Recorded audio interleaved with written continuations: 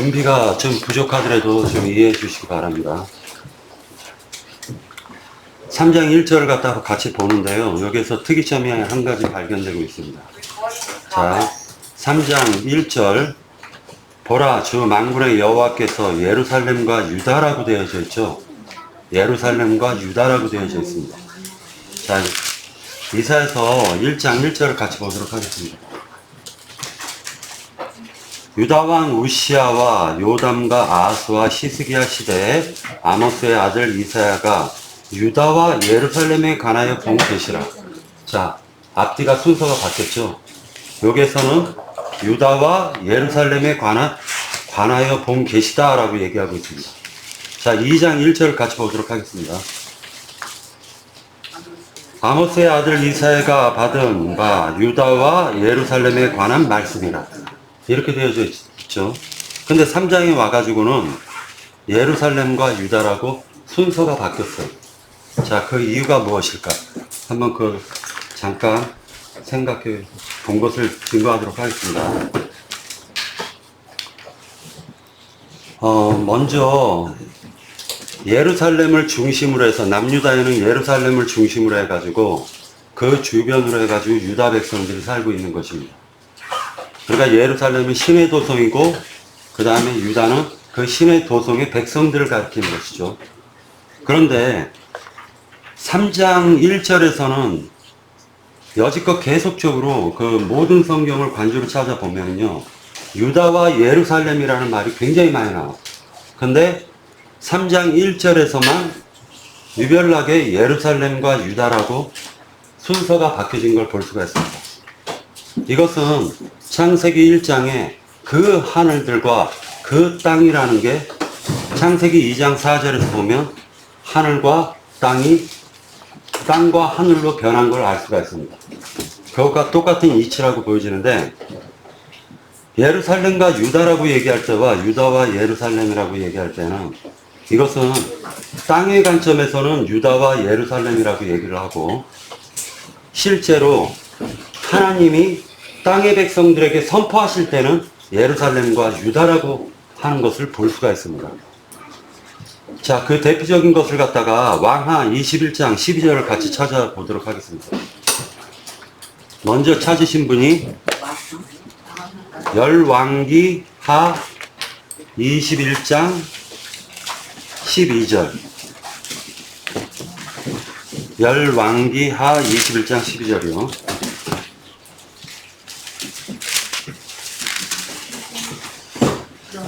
그러므로 이스라엘의 하나님 여호와가 말하노니 내가 이제 예루살렘과 유다에 재앙을 내리리니 듣는 자마다 두 귀가 울리리라. 자, 이스라엘 하나님 여호와가 말할 때에는 예루살렘과 유다라고 얘기를 하고 있습니다. 또 하나 더 찾아보도록 하겠습니다. 바로 뒤에 24장 20절. 24장 20절.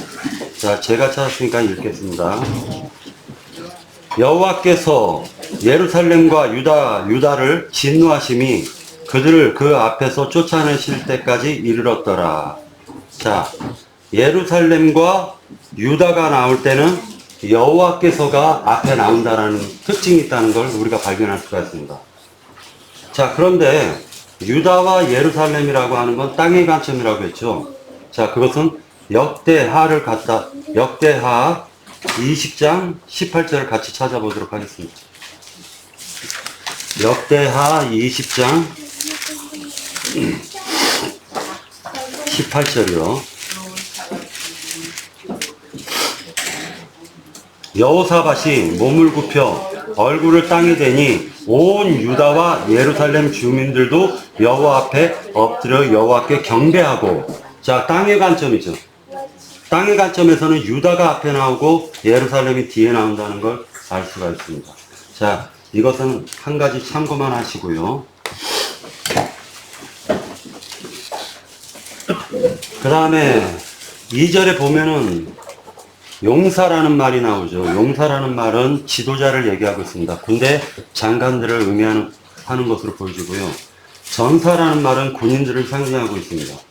자, 여기서 이제 하나님께서는 3장 전반적인 흐름이 하나님께서 재판석에 앉아서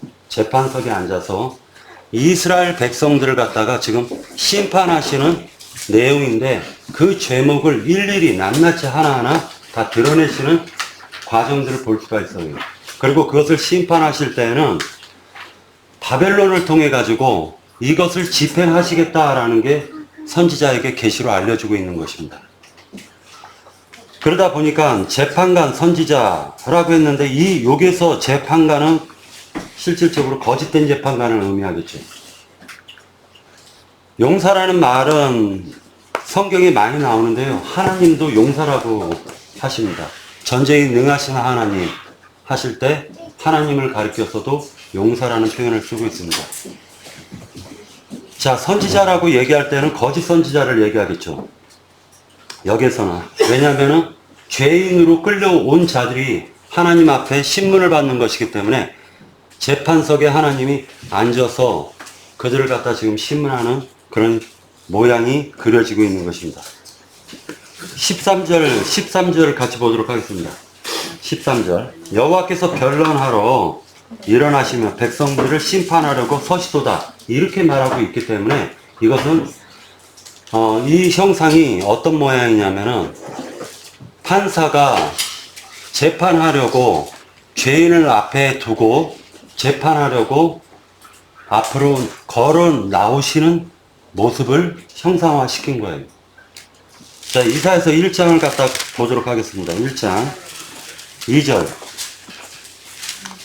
재판석에서 하나님께서 증인들을 갖다 세우는데 1장 2절에 보면 하늘이여 들으라, 땅이여 귀를 기울이라. 여호와께서 말씀하시기를 내가 자식을 양육하였거늘 그들이 나를 거역하였도다. 이것이 바로 하나님께서 남유다 이스라엘 백성을 지금 판결을 내리시는 장면으로 묘사되고 있습니다. 자, 복술자가 나오죠. 복술자, 장로, 그리고 50부장. 이 50부장은 이제 현대어로는 그 소대장 정도 되는 겁니다. 소대장. 그리고 귀인, 모사, 정교한 장인, 능란한 요술자, 그리하실 것이며 라고 되어져 있습니다.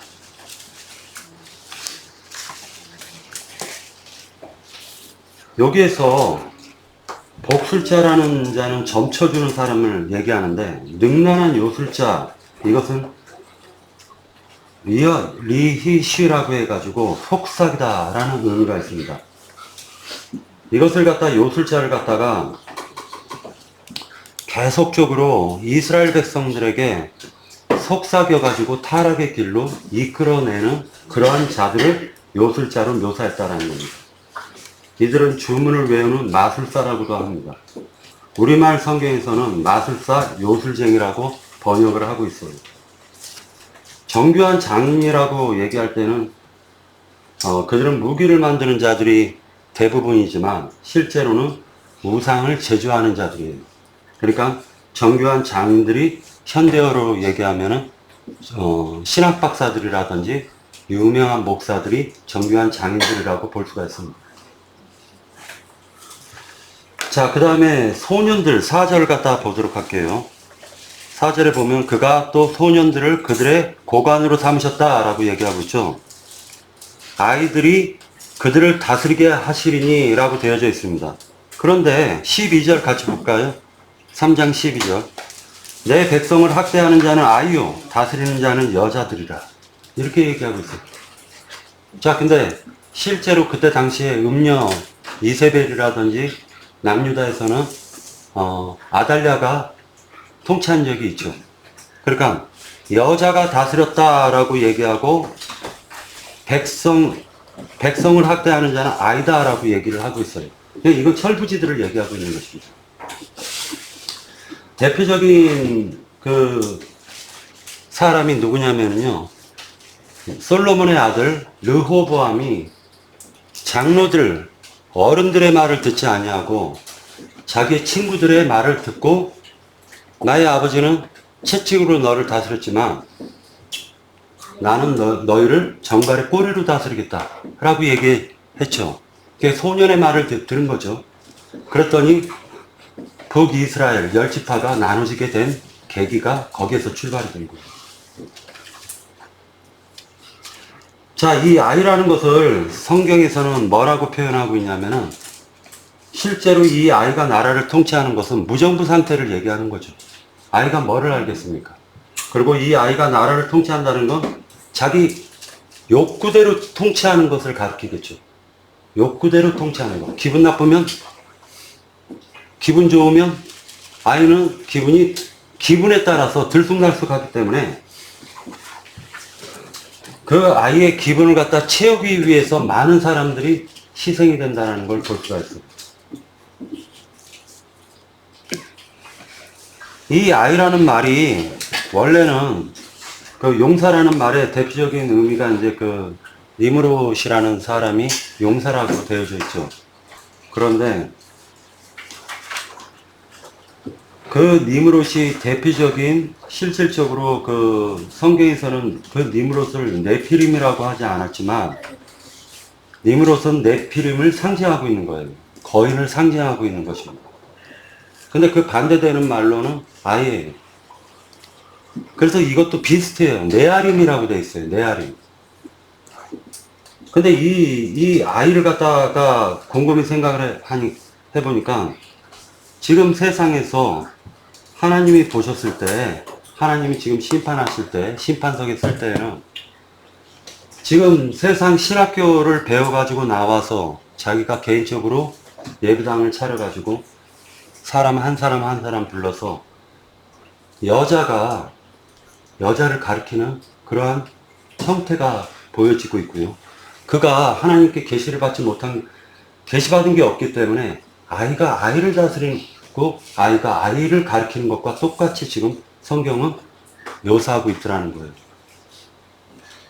이 시대와 별반 다를 게 없다라는 걸 알 수가 있습니다.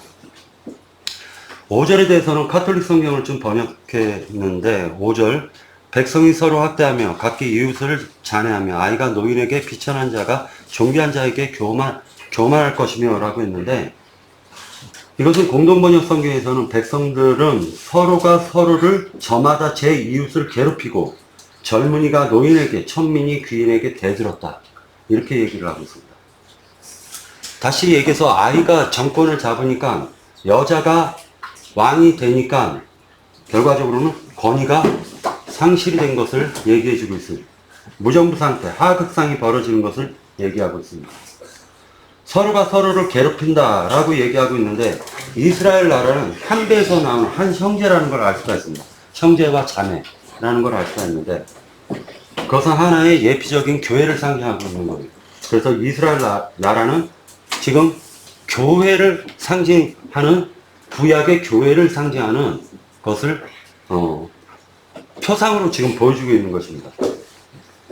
그러나 교회가 서로가 서로를 미워하고 그리고 어른의 말을 듣지 않고 그리고 귀인의 말을 무시한다라는 것은 이것은 정면으로 하나님의 말씀을 멸시했다라는 의미가 있다라는 걸 알 수가 있습니다.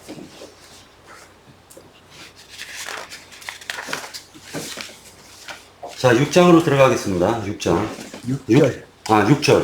6절에 보면은요, 특이점이 하나가 나오는데, 겉옷이 나오죠. 혹시 사람이 자기 아버지 집에서 자기의 형제를 붙잡고 말하기를, 내게는 겉옷이 있으니, 너는 우리의 통치자가 되어 이 폐허를 네 손 아래 두라 할 것이며, 라는 말씀이 나옵니다. 그런데 이 겉옷이라는 이 부분에 대해서는 우리가 익히 장로 형제에게 많이 들었습니다. 이것은 성도들의 옳은 행실이라고 얘기하는 것을 알고 있어요. 그러나 저는 이제 이 겉옷에 대해서 조금 더 부연 설명을 하려고 합니다. 이 겉옷이라는 것은 실제로 보면은 왕 앞에 나아갈 때 관복을 차려입고 나아갈 때 그 긴 옷을 갖다가 겉옷이라고 표현할 수도 있는 것입니다. 그래서 그 관복을 겉옷이라고 표현할 수도 있고, 그 다음에 실제로는 겉옷은 권위를 상징하는 거예요. 권위를. 예를 들어서 현대어로도 보면은요, 현대 사람들도 보면 바바리 코트 길게 입은 사람들이 예를 들어서 그냥 아무렇게나 입고 다니는 사람보다 품위가 더 있어 보이죠.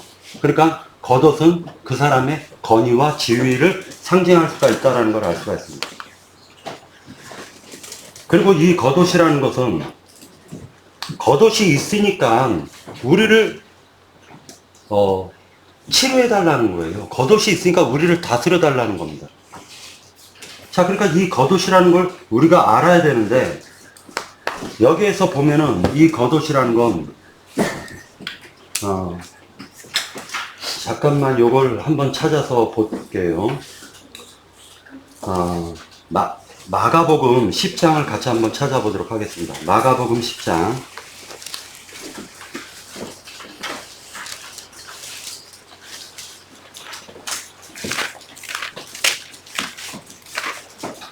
최대한으로 빨리 해서 빨리 끝내겠습니다.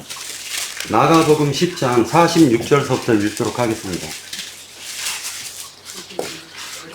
자, 크게 읽겠습니다. 그들이 여리고에 이르렀더니 예수께서 제자들과 허다한 무리와 함께 여리고에 나가실 때 디메오의 아들인 맹인 거지 바디메오가 길가에 앉았다가 나사렛 예수시라는 말을 듣고 소리질러 이르되 다윗의 자손 예수여 나를 불쌍히 여기소서 하거늘 많은 사람이 꾸짖어 잠잠하라 하되 그가 더욱 크게 소리질러 이르되 다윗의 자손이여 나를 불쌍히 여기소서 하는지라 예수께서 머물러 서서 그를 부르라 하시니 그들이 그 맹인을 부르며 이르되 안심하고 일어나 나라 그가 너를 부르신다 하매 맹인이 겉옷을 내버리고 뛰어 일어나 예수께 나아오거늘 예수께서 말씀하여 이르시되 네가 무엇을 하여 주기를 원하느냐 맹인이 이르되 선생님이여 보기를 원하나이다 예수께서 이르시되 가라 네 믿음이 너를 구원하였느니라 하시니 그가 곧 보게 되어 예수를 길에서 따르니라. 예수를 길에서 따랐다라고 되어져 있어요. 그러니까 이 지금 맹인이 벗어버린 겉옷도 있는 거죠. 맹인이 벗어버린 겉옷도 있는 것입니다. 그러니까 이것은 다시 얘기해서 이 겉옷이라는 건 그 사람의 삶을 의미한다라는 거죠. 근데 지금 이가 맹인이 자기 겉옷을 벗어버리고 그리고 예수님이 가시는 그 길을 보게 되었다라는 거죠. 자, 그러면은 우리도 똑같이 이 길을 봐야 되는 거예요. 다시 얘기해서 뭐냐면은 예수님이 앞서 가신 사흘 길이 바로 우리가 따라가야 될 그 겉옷이었다라는 것입니다. 대표적인 예가 어디에 또 나오냐면 엘리야가 강을 건너갈 때 엘리야의 겉옷으로 휘감아서 강을 치니까 강이 마른 땅이 됩니다. 그죠? 그리고 나서 그 엘리야의 겉옷을 엘리사가 받아요. 그리고 당신이 받은 것에 모든 축복에 갑절의 축복을 원하는 거예요. 자, 예수님이 앞서가신 사흘 길을 우리가 따라가면서 예수님보다도 더 많은 일을 할 수 있다는 걸 우리는 믿고 따라야 된다는 것입니다.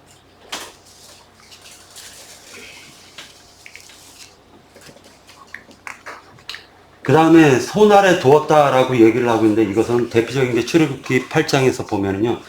애굽의 바로의 손에 두었다. 이스라엘 백성을. 또는 애굽의 백성들의 손에 두었다. 누구를? 이스라엘 백성들을. 다시 얘기해서 손 아래 두었다라는 건 권위 아래 두었다라는 것입니다. 자, 그런데 여기 이제 다시 와가지고 6절에 보면 혹시 사람이 자기 아버지 집에서 자기 형제를 붙잡고 말하기를 네게는 겉옷이 있다라는 거예요. 네게는 겉옷이 있다. 그러니까 우리를 통치해 줘라. 그리고 당신의 손 아래 두게 하라 라고 얘기하는 거예요. 7절에 보면 그날에 그가 소리를 높여 이르기를 나는 고치는 자가 되지 아니하겠노라. 왜 통치자가 되달라고 했더니 고치는 자가 되지 않겠다라고 합니까? 내 집에는 양식도 없고 의복도 없으니 너희는 나를 백성의 통치자로 삼지 말라 하리라. 8절 예루살렘이 멸망하였고 유다가 엎드러졌음은 그들의 언어와 행위가 여호와를 거역하여 그의 영광의 눈을 범하였느니라 라고 얘기하고 있습니다. 눈이라 하면은 영을 상징하고 있습니다. 그러나 예수님의 영은 영광을 상징하고 있는 것입니다. 구절을 같이 보도록 할게요. 그들이 안색이 불리하게 증거하며 그들의 죄를 말해주고 숨기지 못함이 소돔과 같으니 그들의 영혼에 화가 있을진저 그들이 이 재앙을 자초하였도다. 머리서부터 발끝까지 죄악 덩어리가 되었다라는 걸 지금 선포하고 있습니다. 선지자는. 그러나 그들이 그 죄악을 가리지 않죠. 오히려 그 죄악을 갖다 드러내고 있죠. 자신들이 오히려 죄를 더 자랑하고 있죠. 10절 보도록 하겠습니다. 너희는 의인에게 복이 있으라 말하라. 그들은 그들의 행위의 열매를 먹을 것입니다. 의인은 그들의 행위의 열매를 먹는다라고 얘기할 때 바울은 심었고 후에 아볼로라든지 그런 전도자들이 물을 주고 하는 것입니다. 그리고 하나님이 자라게 하십니다. 자, 농부가 심는다라는 건 합당한 열매를 얻어 소득을 얻어서 그가 합당하게 먹고 나누기 위해서 농사를 짓는 것입니다. 이것을 다시 얘기해서 우리가 하나님을 갖다가 만나야 될 이유라는 건 뭐냐면은 세상 죄인으로 살다가 우리의 영과 그리고 우리의 혼에 하나님의 영과 혼을 충만하게 담아서 이 생을 떠나 하나님 품에서 영원토록 의와 실학과 복락을 누리라고 하나님이 이 세상에 우리를 태어나게 하시는 거예요. 다시 얘기해서 하나님을 담으라는 거예요. 그것이 하나님이 우리를 지으신 목적인 것입니다. 11절 보도록 할게요. 악인에게는 화가 있으리니 이는 그의 손으로 행한 대로 그가 보응을 받을 것입니다. 12절 보겠습니다. 내 백성을 학대하는 자는 아이요 다스리는 자는 여자들이라. 내 백성이여 네 인도자들이 너를 유혹하여 네가 다닐 길을 어지럽혔느니라. 계시록에 가면은 큰 성 바벨론이 음녀가 10뿔 7머리에 앉아가지고 행음하죠. 13절을 보도록 하겠습니다. 13절은 이것은 굉장히 중요한 부분인데 그냥 이것은 짧게 얘기하도록 하겠습니다. 자, 주님께서 재판하시려고 법정에 들어와 앉으시고 소돔으로 변한 그 백성들을 심판하려고 법정에 들어오시는 그 모양을 지금 글로 표현한 것입니다. 14절은 주님께서 백성의 장로들과 고관, 지도자들을 세워놓고 재판을 시작하시는 것입니다. 그들에게 뭐라고 지금 그들의 제목을 설명하고 있냐면 나의 포도원을 망쳐놓았다. 누가? 너희들이. 가난한 사람들을 약탈했다. 누가? 너희들이. 가난한 자들에게 탈취했다. 누가? 너희들이. 라는 걸 지금 말씀하고 있는 것입니다. 15절에는 너희가 어찌하여 너희가 내 백성을 짓밟으며 가난한 자의 얼굴에 맷돌질 하느냐. 주 만군의 여호와 내가 말하였느니라 하시니라. 이것을 갖다가 잠깐 형상으로 묘사를 한다면 어린아이가 그리고 여자가 백성의 머리를 짓밟고 서 있는 모습을 형상화한 것입니다. 자, 저는 여기까지만 하겠습니다. 자, 그리고 다른 형제 자매님들이 3장에 대해서 빠진 것이 있거나 아니면 좀 더 밝은 부분이 있으면 증거해 주시기 바랍니다.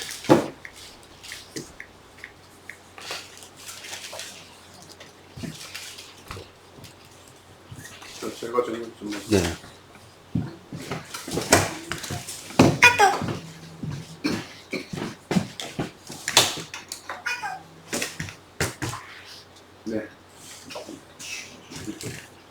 반대. 네.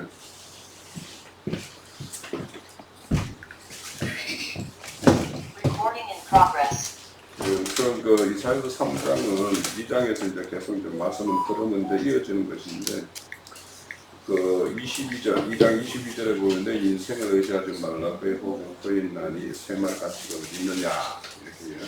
그래서 인생들이 의지할 것은 이제 우리 코에 호흡을 주신 분이 참 우리의 어떤 주관자이고 생명의 근원이 되시는 분인데 그를 떠나 다른 허망한 것들을 이렇게 의지하기 때문에 그런 것들을 제하여 버리겠다라는 것이 이제 3장의 말씀이에요. 3장의 첫 단락에 보면 단어는 그 행하시겠다라는 것은 의지하는 것들을 제하여 버리겠다라는 것과 그리고 아이와 그 소년들을 고관으로 삼고 아이들이 그들을 다스리게 하겠다라는 것이 이제 하나님의 어떤 그 심판의 내용이에요. 그래서 여기에 보면 이제 결국에는 그들이 의지하는 것들을 제하기 위해서 우선은 그들을 예루살렘 하나님의 어떤 도성을 우상을 섬기는 어떤 뱀의 소굴로 만들어 버린 그 원인이 되는 자들을 다 제하해 버리는데 이 내용은 실질적으로는 이제 바벨론 느부갓네살 왕에 의해서 남유다가 3차에 걸쳐서 이렇게 그 남유다의 유력자들을 다 이렇게 사로잡아가는 걸로 이제 이 말씀이 실현이 돼요. 이 말씀이 결국에는 그렇게 되고 이제 남은 자들 그들을 이제 통치하는 자들을 이제 소년과 아이들에게 이렇게 다스리게 하겠다라고 하는 것은 결국에는 이제 실질적으로 북이스라엘 같은 경우에는 이세벨의 어떤 실질적인 어떤 통치가 이루어졌죠. 그러니까 이런 신을 섬기는 문제에서는 그리고 이제 그의 딸인 아달랴에 의해서 남유다에 이제 이렇게 우상 숭배로 떨어지게 되는 어떤 원인이 있어요. 그래서 뒤에 보면 아이와 여자가 그들을 이제 이렇게 다스리게 하는 말씀이 나오죠. 뒤에 12절에 보면. 그래서 이것은 실질적으로 선지자 이사야가 선지자 일을 하기 이전에 북이스라엘과 남유다에서 실질적으로 일어났었던 일이에요. 선지자가 이제 이전에 있었던 일이고 그 이후에도 이제 이런 일이 있을 것인데 이런 것들은 오늘날에도 풀내기 같은 아이와 같은 신학교 나온 어떤 그런 사람들이 이렇게 교회에 이렇게 뭔가 이치를 차지하고 이렇게 다스리는 일도 이제 이렇게 실현되는 걸로 이제 이렇게 우리가 볼 수가 있고요. 그리고 이제 여기에 제하는 것들 중에 가장 먼저 말씀하시는 것이 뭐냐면 양식과 물이에요. 양식과 물인데 이 양식과 물이라는 것은 우리의 육신적인 양식과 물도 우리 어떤 육신 생명을 이렇게 유지하기 위해서 필요하지만 이 영적인 양식과 물도 똑같은 생명의 어떤 보존을 위해서 없어서는 안 될 내용인데 이것들을 이제 다 없이 하겠다라는 거예요. 그래서 이거는 선지자 이사야와 거의 동시대 때 활동했던 선지자가 아모스 선지자예요. 아모스 선지서 8장 9절인가 11절인가 한번 찾아보세요. 거기 보면 그 당시에도 제가 아모스 8장 11절 구약성경 1282년인데요. 여기 보면 주 여호와의 말씀이니라 보라 날이 이를지라 내가 기근을 땅에 보내리니 양식이 없어 주림이 아니요 물이 없어 가람이 아니요 여호와의 말씀을 듣지 못할 기갈이라 이렇게 말씀을 해요.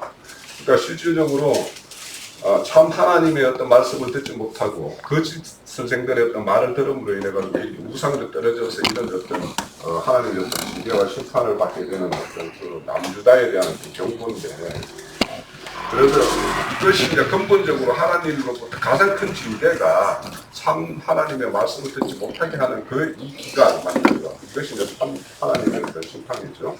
그래서 그런 선지자들은 그 이사야서 뒤에 가면 회복을 할 때 너희들에게 참 선생을 앞에 두겠다라는 말씀으로 이 회복의 어떤 선언을 말씀하는 부분이 있어요. 43장인가 어디에 가면 그런 것처럼 회복할 때는 참 선생을 보내주지만 하나님의 어떤 징계를 할 때는 거짓 선생들을 보내주는 거예요.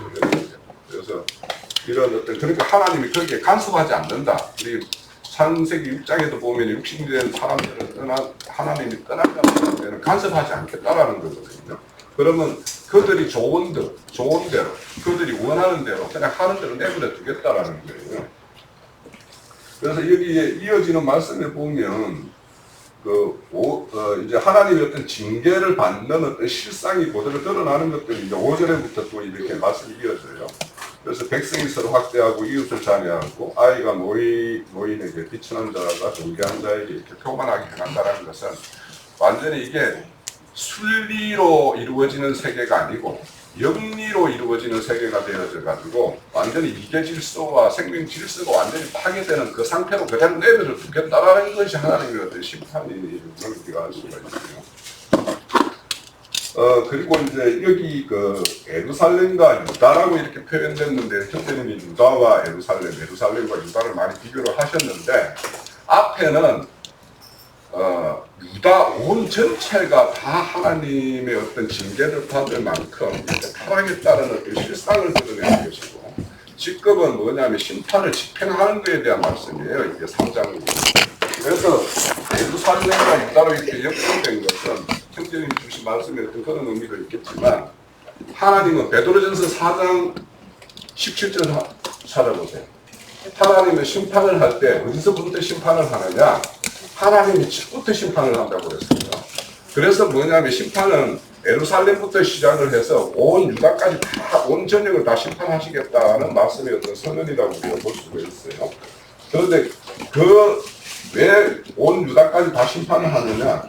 백성이 서로 이제 이렇게 잔해하고 학대하고 막 이런 실상이에요. 그러니까 위에 고관들만 타락된 것이 아니라 온 유다 모든 백성들이 이렇게 하나님의 징계를 받을 만큼 타락했다는 실상을 이렇게 말씀을 하고 있어요.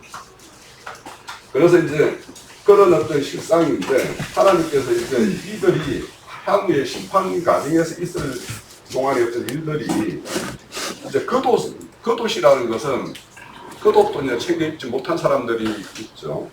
그런데 이제 그 도시라는 것은 겉으로 드러나는 형상이에요. 그래서 우리가 사무엘이나 이런 데 보면 사무엘이 다윗을 이렇게 기름 부을 때 실질적으로 이새의 집에 갔을 때 마다들 이름이 뭐죠?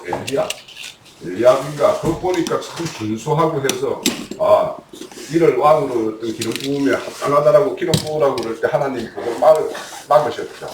그런 것처럼 이렇게 하나님이 간섭하지 않고 내버려 두게 되면 사람들이 자기 소견대로 좋은 것, 겉으로 드러나는 것, 좋은 것만 이렇게 드러나면 그걸 그대로 이제 왕으로 삼고 이렇게 하고자 하는 어떤 그런 실상을 그대로 이제 실현되는 것을 이제 말씀을 하는 거예요. 사람들이 이렇게 된다라는 거예요. 겉으로 이제 뭔가 오늘날로 보면 확고히 계약하는 재력이 있거나 그 사람이 어떤 세상의 어떤 평판이 좋거나 이런 사람들이면 우리의 얼마든지 지도자의 어떤 조건이 된다라고 이렇게 말씀을 그렇게 그런 걸 추앙한다라는 거죠. 그래서 다윗 이전에 사울을 이렇게 기름 부을 때 보면 사울의 용모가 준수해서 모든 사람이 왕으로 삼을만 하다 해가지고 왕으로 이렇게 추앙을 하니까 사무엘이 이렇게 하나님의 어떤 허락하여서 이제 사울에게 기름 붓는 것과 같이 이렇게 그 모양에 의해서 이렇게 모든 것이 판단되는 이런 시대의 어떤 도래를 이제 말씀하시는데 오늘날도 왜 마찬가지죠. 교회를 인도하는 자라면 당연히 신학교를 졸업하고 또 공부를 많이 해서 박사학위를 가지고 있고 이런 사람들이 이렇게 교회의 어떤 초빙을 될 때 보면 요건들로 보면은 그런 것들을 요구하지 않겠어요?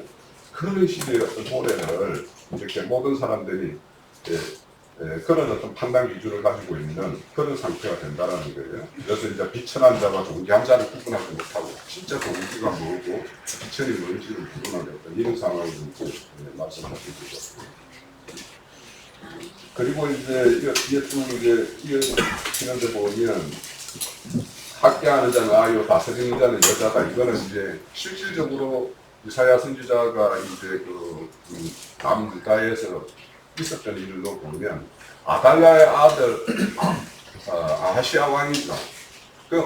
자기 아들을 왕으로 세워놓고 실질적으로는 아달랴가 뒤에서 섭정을 하다가 그 아들까지 죽이고 자기가 완전히 통치를 하려고 자기 어떤 친족들을 다 죽이는 어떤 일을 동맹을 했죠. 그래서 그런 일을 세주자는 본 거예요. 그런데 그런 어떤 악행이라는 것은 항상 이렇게 반복되고, 그거는 오늘날 이 시대에도 이렇게 재현되는 것들이 이제 모습이 나타나겠죠. 그래서 이제 여기 아이와 여자라는 것은 실질적으로 아이와 여자는 굉장히 적극적이고 감정적이고 비이성적이고 그런 것들의 또 상징을 하는 것이 아이와 여자라고 이제 보여요. 그래서 그런 자들의 어떤 통치를 받는 백성들이 그들에 의해서 시달릴 것이 어떨 것인가. 그러니까 오늘날 우리나라를 다스리는 이런 위정자들이 보면 굉장히 뭔가 우리나라의 어떤 미래를 이렇게 생각하고 뭐 이런 것들을 이렇게 통치하는 것이 아니라 자기 통치 기간 동안 자기가 아무 탈 없이 이렇게 넘어가는 것, 이런 것들만 추구하니까 굉장히 정책이 나오는 것들이 장기적이지도 않고 그냥 뭐 적극적으로 결정되고 이렇게 하는 것들을 우리가 볼 수가 있어요. 그래서 이 시대에도 아이와 어떤 여자가 통치하는 것 같은 이 시대를 우리나라에서도 일어나는 것이 아닌가 하는 그런 생각을 가지고 있고요. 그리고 여기 보면 이제 포도원을 삼키는 자를 말씀을 해요. 그러니까 여기에 장로들과 고관들은 포도원 경작자로, 그것들을 보호하는 자로 이렇게 하나님이 보냈는데 오히려 그들에 의해서 탈취를 당하고 있다라는 거예요. 이거는 마태복음 우리 21장에 보면 포도원 농부 비유에 보면 포도원을 이렇게 경작해서 주인이 수확 그걸 보고 그거에 대한 어떤 뭔가 세를 이렇게 받으러 갔을 때 그 종도 죽이고 아들까지 죽이는 어떤 일을 범하는 것들이 이 시대에도 이사야 선지자의 어떤 예언에서 이렇게 우리가 반복되는 것을 볼 수가 있고요. 그리고 그 보면 또 얼굴을 맷돌질한다라는 것은 실질적으로 사람의 면전에다 두고 막 뽀까지 끼고 뭔가 뭐 이렇게 장피를 주고 반복적으로 뭔가 이렇게 하는 것들, 이런 것들을 이제 말하는 것 같아요. 그래서 오늘날도 이런 것들을 보면 이제 집요하게 자기의 어떤 뭔가를 자기가 얻고자 하는 것들을 위해서 계속 이렇게 교회 중에 이렇게 행하는 어떤 이런 모습도 나타나는 것들을 우리가 지나온 어떤 교회에서 본 것들도 있고 그렇죠. 그래서 이런 맷돌질 당하다가 이렇게 달리기에 오신 분들은 다 쫓겨나가지고 여기 온 분들이 아닌가 싶기도 하고. 네. 아무튼 지금 이사야 선지자의 어떤 예언은 그 당시 이사야가 살면서 이전의 어떤 역사에서 일어났던 일도 있고 그걸 본 면도 있고 그것이 또 앞으로 재현되는 어떤 그런 내용도 있고 이 시대에도 그것이 그대로 드러나는 모습도 있고 그런 것을 우리가 볼 수가 있다고 생각합니다. 네, 지금 마칠게요. 네, 또 다른 형제자는 드시고 하시고. 제가 조금만 이렇게 표현해 보겠습니다. 이거를 좀 네, 잠깐만요.